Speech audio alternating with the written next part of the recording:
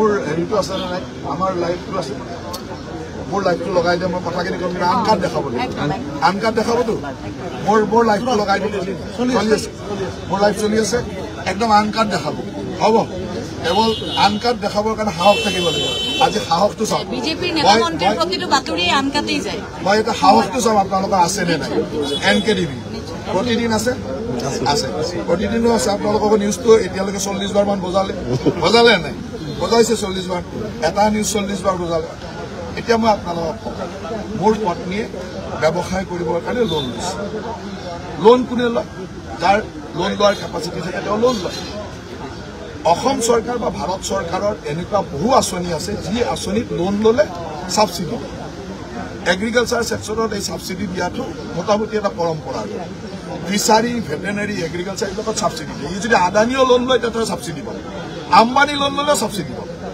এইটো নিয়ম এতিয়া অসমত বহুত মানুহে ডাঙৰ ডাঙৰ হোটেল বনাইছে এই যে হোটেল বনাই তেতিয়া আমি 30% কেপিটেল ছাবচিডি দিওঁ ই যদি অসমৰ আটাইতকৈ ধনী মানুহটোৱে বনায় কি হোটেলৰ ছাবচিডি দিয়ে এতিয়া আপোনালোকৰ মালিকবিলাকেও যদি হোটেল বনাই অলৰেডি বনাই ছাবচিডি লোৱা ঘটনাও আছে প্ৰত্যেকে ছাবচিডি ঠিক তেনেকৈ মোৰ পত্নীয়ে আগতেও লোন লৈছিল তেতিয়া নেটফ্ৰিৰ পৰা ছাবচিডি পাইছিল নেটফ্ৰিৰ পৰা ছাবচিডি লৈছে মোৰ গোটেই অন পেপাৰ্ছ আপোনালোকে টেক্সত গৈ চাই ল'ব তেওঁ আগতেও লোন লৈ এখন ফাৰ্ম কৰিছে তাত ছাবচিডি পাইছে এইবাৰ ডায়েৰী লোন লৈছে গভৰ্ণমেণ্টৰ এনেকুৱা স্কিম থাকে য'ত লোন ল'লে ছাবচিডি দিয়ে এতিয়া ছাবচিডি দিছে আৰু এনেকুৱাও নহয় যে মোৰ ফাৰ্মখন নোহোৱাকৈ লৈছোঁ আজিও যদি চাই আহে মোৰ তাত 60-70টা গীৰ গায় 60-70 গৰাকী গীৰ গায় আৰু এইবিলাকত ছাবচিডি এইকাৰণে দিয়ে যে গৰুৰ ব্যৱসায়টো বা গাখীৰৰ ব্যৱসায়টো লাভজনক নহয় আজিৰ তাৰিখত এই ব্যৱসায়বিলাক খুব ভালকৈ কোনো চলাব নোৱাৰে ইয়াৰ ব্ৰেক ইভেনে নাহে সেইকাৰণে এই ধৰণৰ ব্যৱসায়বিলাকত গভৰ্ণমেণ্টে ছাবচিডি দিয়ে আৰু আমি তেওঁ এজন ব্যৱসায় কৰি আছোঁ আৰু এই ব্যৱসায়টো মই যেতিয়া আৰম্ভ কৰিছিলোঁ তেতিয়া মই মন্ত্ৰীও নাছিলোঁ আনকি বিধায়কো নাছিলোঁ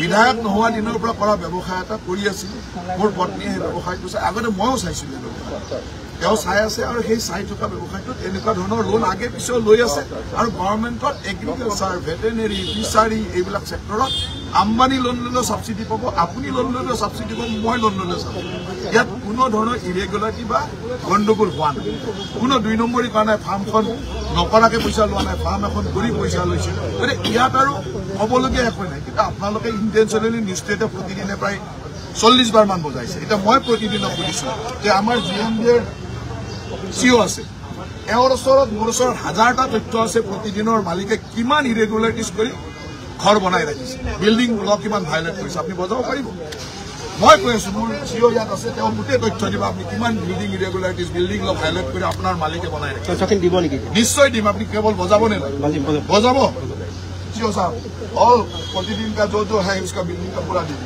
দ্বিতীয়তে আপোনাৰ মালিকে এজন নিসন্তান মানুহ অভিধানৰ মালিক সেই নিসন্তান মানুহৰ পুত্ৰ পৰিবাৰ বুলি দেখুৱাই ৰাইজক টুপি পিন্ধাই ঠকাই থকা নাই জানো আছে নে নাই বজাবৰ সাহস আছে বজাবলৈ সাহস আপোনাৰ মালিকে যাৰ সন্তান পৰিণতি নাতি বুলি কয় সেইজন মানুহে নিসন্তান আছিল নিসন্তান মানুহৰ নাতিয়া পৰিণতি কৰ পৰা ওলাল আজি তেওঁ তেনেকুৱা মিছা কথা কৈ গোটেই অসমখনক ঠকাই থকা নাই এইবিলাক নিউজ বজাব সাহস আছে বজাবলৈতো সাহস নাই আপোনাৰ চেনেলৰ এজন সম্পাদক আমিতো পত্নীক কিবা এটা কৰিলে মহিলা মানুহ সহায় কৰাৰ চেষ্টা কৰোঁ আপোনাৰ চেনেলৰ এজন সম্পাদক পত্নীক মাৰপিট কৰে কন্যাক মাৰপিট কৰে ডমেষ্টিক ভাইলেন্স কৰে নিউজ বজাবলৈ সাহস আছে এইবিলাক কথা আমাৰ মুখ খুলি নল'ব মুখ খুলি এইকাৰণে নল'ব এইবিলাক আপোনালোকৰ NKTVৰ মালিকৰ পাৱাৰত কিমান গণ্ডগোল কৰি আহিছে কিমান তথ্য আছে কেছ হৈছে এনকুৱাৰী হৈছে এইবিলাক নিউজ বজাব সাহস আছে আপোনালোকে নিউজ বজাই সাধাৰণ মানুহে ধুনীয়াকৈ কাম কৰি মোৰ ফাৰ্মত আজিৰ তাৰিখত 60-70 গৰাকী এমপ্লয় গাখীৰৰ ব্যৱসায় কৰি মই পইচা কামাব নোৱাৰো গাখীৰৰ ব্যৱসায় গাখীৰ মানে এটা দুগ্ধ বিপ্লৱৰ লগত আমি গাখীৰৰ ব্যৱসায়টো সেইকাৰণে কৰোঁ আজিৰ তাৰিখত গভৰ্ণমেণ্টে গাখীৰ উৎপাদন কৰা প্ৰতিগৰাকী কোঅপাৰেটিভক 5 টকাকৈ আমি পাৰ লিটাৰৰ এগেইনষ্টত ছাবচিডি দিওঁ কিয় দিওঁ যে গাখীৰৰ ব্যৱসায়টো লাভজনক নহয় সেইকাৰণে গভৰ্ণমেণ্টে এনেকুৱা বহু মানুহে যোনে আৰু ইয়াত ছাবচিডিটো এনেই নিদিয়ে লোন ল'লে ছাবচিডি আমাৰ পত্নীয়ে লোন লৈছে এপেক্স বেংকৰ পৰা লোন লৈছে তাৰ আগতে এপেক্সৰ পৰা লোন লওঁতে নেটফ্ৰিৰ ছাবচিডি পাইছে এনেকৈ ছাবচিডি পায় কিন্তু আপোনালোকে এনেকৈ বজাই যেন আমি কিবা দোষ কৰিছোঁ ক্ৰাইম কৰিছোঁ কিন্তু আপোনাৰ মালিকে যে নিসন্তান মানুহৰ নাতিয়েক বুলি কৈ নিজৰ অথৰিটি দেখুৱাই আছে তাক লৈ গৌৰৱ কামাই তাক লৈ যে কয় যে এনেকুৱা মই ইমান ডাঙৰ কাম কৰিছো, ব্ৰেইলি চিষ্টেমত অমুক কৰিছো তমুক কৰিছো, সেইবিলাক আপোনালোকে বজাবলৈ সাহস নাই, শুনিবলৈ সাহস লাগে। মই সেইকাৰণে আজি লাইভ কৰি লৈছো, মোৰ লাইফত মানুহে শুনক। আৰু আপোনালোকে যিমান নিউজ বজাব, প্ৰত্যেকজন মানুহৰ তেনেকুৱা তথ্য আমাৰ ওচৰত আছে। NKTVৰ মালিকৰ হাজাৰটা তথ্য আমাৰ ওচৰত আছে, হাজাৰটা তথ্য আছে। কিন্তু আপোনালোকে আমাক টাৰ্গেট কৰি এটা নিউজ এনেকুৱা ধৰণৰ অৰ্ডিনেৰী জেনেৰেলি মানুহ এজনে ছাবচিডি লৈছে, আৰু তাত কোনো লোন লৈ ছাবচিডি লৈছে। লোনৰ ছাবচিডিৰ এগেইনষ্টত আপোনালোকে এই 5 দিন ধৰি যিটো বজাইছে, আৰু মই যলৈকে যাওঁ তাতে সেইটো কথা সুধিব বোলে। গতিকে আপোনালোকৰ ইণ্টেনশ্যনটো মই জানো, কেৱল সাহস থাকিব এইখিনি বজাবৰ কাৰণে। আপোনাৰ বিৰুদ্ধে আৰু এটা অভিযোগ আছে যে আপুনি বুন্দাজানটো পুতি পেলাই মোৰ লগত ওলাওক, বন্দাজানলৈকে যাওক, তাৰ ওচৰৰ পাব্লিকক সোধক। বন্দাজানৰ ওচৰত মোৰ যিটো ঘৰ, সেইটো মোৰ দেউতাৰ ঘৰ, আৰু 1980 চনৰ পৰা মোৰ ঘৰ তাত বসবাস কৰে। 1980 চনৰ পৰা 40 বছৰ 45 বছৰ হৈ গ'ল তাত থকা।